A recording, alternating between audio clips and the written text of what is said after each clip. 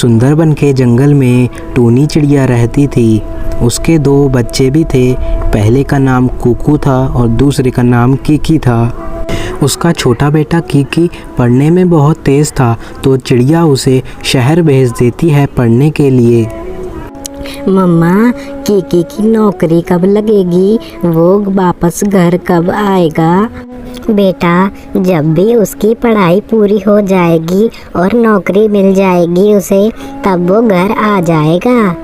और फिर चिड़िया मजदूरी करने दूसरों के खेतों में चली जाती है। ऐसे ही करते करते 2 साल गुजर जाते हैं और फिर एक दिन कीकी का फ़ोन आता है। अरे हेलो कीकी, मेरे भाई, तू कैसा है? आज बड़े दिनों बाद फ़ोन किया है तूने, हमें बहुत याद आ रही थी तेरी। कुकू भैया, मैं तो ठीक हूँ, लेकिन बहुत ज़रूरी मुश्किल आन पड़ी है। मुझे जल्द ही 50,000 रुपये चाहिए होंगे और मेरी नौकरी लग जाएगी। अगर रुपए का बंदोबस्त ना हुआ तो मेरी नौकरी नहीं लग पाएगी। पैसों के बिना काम नहीं चल पाएगा भाई, कोई जुगाड़ लगा के देखो। नहीं भैया, पैसों के बिना कोई काम नहीं हो पाएगा। अगर मैंने जल्द से जल्द पैसे ना दिए तो वो नौकरी किसी और को दे देंगे और फिर मुझे बहुत टाइम लग जाएगा। ठीक है भाई, मैं अभी जल्द से जल्द मम्मी के पास जाता हूँ। कुकू उड़ते हुए चिड़िया मम्मा के पास जाता है बिना समय गवाए।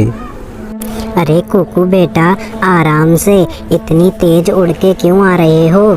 कोई ज़रूरी काम है क्या? हाँ मम्मी, मुझे आपसे बहुत ज़रूरी बात करनी है। अभी आप काम सब छोड़ दो। ठीक है कुकू बेटा, जल्दी बताना फिर। मम्मी, कीकी का फ़ोन आया था शहर से।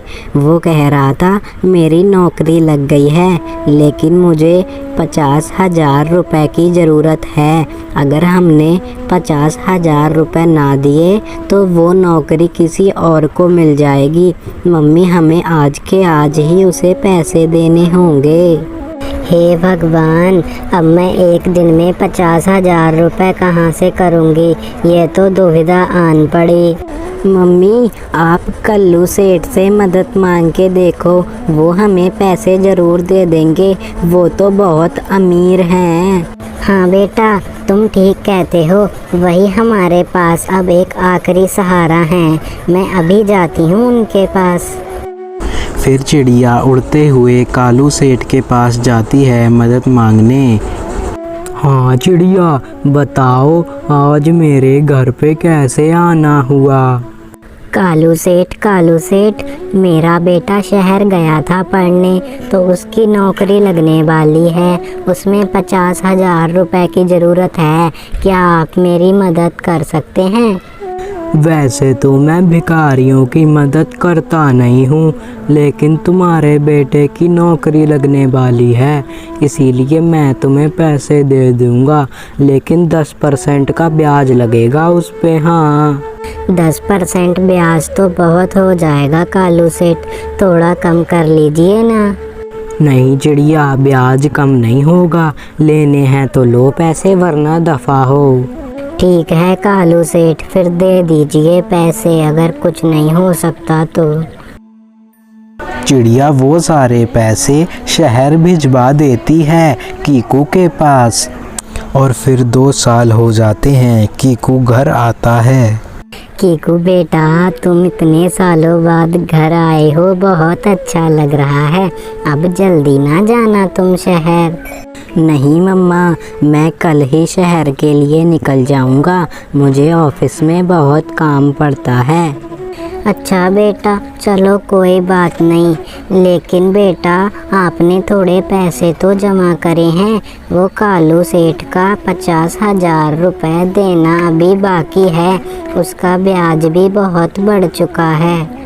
मेरे पास कोई पैसे नहीं हैं, आपको तो पता ही है शहर में कितना खर्चा होता है, तो मैं पैसे जोड़ नहीं पाया और मैं गांव भी दोबारा लौट के नहीं आऊँगा, यहाँ बिल्कुल भी अच्छा नहीं लगता। बेटा ऐसे मत बोलो, तुम ही तो हमारा आखिरी सहारा हो। तुम्हें हमने पढ़ाया लिखाया, अब तुम पैसे भी नहीं दे रहे हो घर पे। ये तो गलत बात है ना बेटा। मुझे नहीं पता, तुमने ये घर मेरे नाम कर दिया था, कल मैं इस घर को बेच दूंगा। हाँ। उनका ये दुख देखकर कालू सेठ उन्हें बैंगन का घर गिफ्ट कर देता है और फिर दोनों चिड़ियाँ उस बैंगन के घर में खुशी खुशी रहने लगती हैं।